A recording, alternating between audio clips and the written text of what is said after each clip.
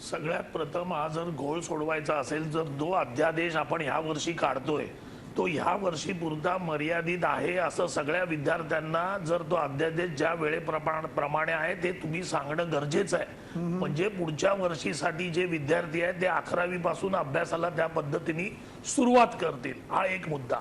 त्याचा सिलेबस जो आहे आणि त्याची पुस्तकं जी आहेत किंवा त्याचे जे कोचिंग क्लासेस आहेत ग्रामीण भागात ते जिल्ह्याच्या पातळीवर या सरकारने आतापासूनच केले पाहिजेत. हे पुढच्या वर्षीसाठी त्याचा फायदा होईल. त्यावेळी परत काही घोळ होणार नाही. हा दुसरा मुद्दा.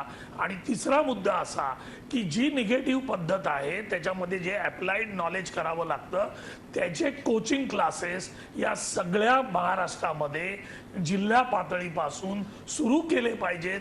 निदान पुढच्या वर्षी ज्यावेळी विद्यार्थी बसतील त्यांना त्याची कल्पना असेल आणि मग तुम्हाला व्यवस्थितपणे अगदी बरोबर या परीक्षा घेता येतील. म्हणजे तुम्ही म्हणताय की अंतर्भाव त्याच्यात करायला पाहिजे. बरोबर. इन शॉर्ट तुम्ही म्हणताय की 2 महिन्यात जे सरकारने सांगितलं होतं की आम्ही हे देतो ते 2 महिन्यात आता न देता पुढच्या अख्खं वर्षभर विद्यार्थ्यांना द्या, सो दॅट त्यांची प्रॅक्टिस चांगली होईल आणि पुढच्या वर्षीची नीट चांगली जाईल. ठीक आहे.